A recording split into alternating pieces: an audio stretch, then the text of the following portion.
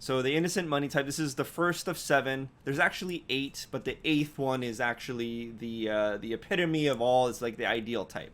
And I don't think we're gonna be playing any of those. But here's how an innocent money type character behaves. They're very trusting.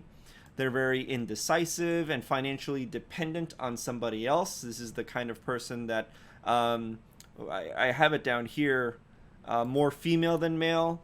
This is the typical, not to be sexist or anything, but this is the what you find commonly with housewives that just depend on their husband as the breadwinner for money, and when they pass, they feel completely lost.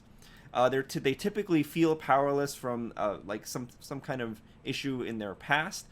They behave happy-go-luckily on the external, but deep down inside, especially as it regards to in regards to money, they feel a lot of fear and anxiety.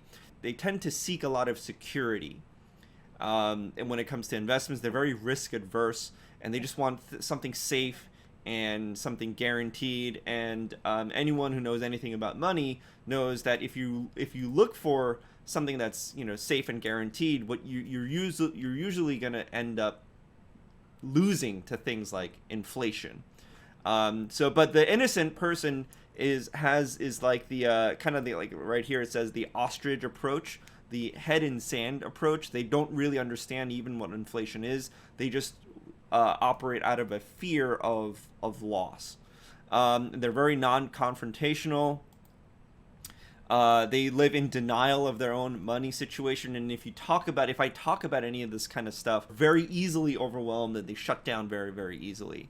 And so that might be a good area to bring in some consistent, like idiosyncratic comedy, like where like, one big word and the character just shuts down. I don't know. This type of person also relies very heavily on the advice and opinions of others, even if it's bad advice. It doesn't matter. Again, they're innocent and naive, so they don't know the difference between good advice and bad advice. And they're the most trusting as a result. They're the most trusting of all the different money types, and they have not yet learned to discern like the motives for their behavior and everything. Their primary fear, most of these are going to have one primary fear, and I don't know if that helps you identify and really tap into the essence of the character, but their primary fear is abandonment. So they really can't stand being alone. That really scares them.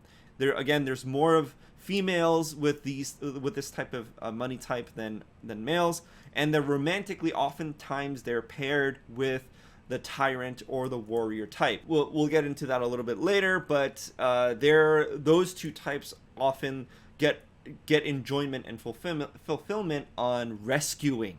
So it's a really good match, albeit a negative match, but it's a really good fit in a negative way with the innocent type.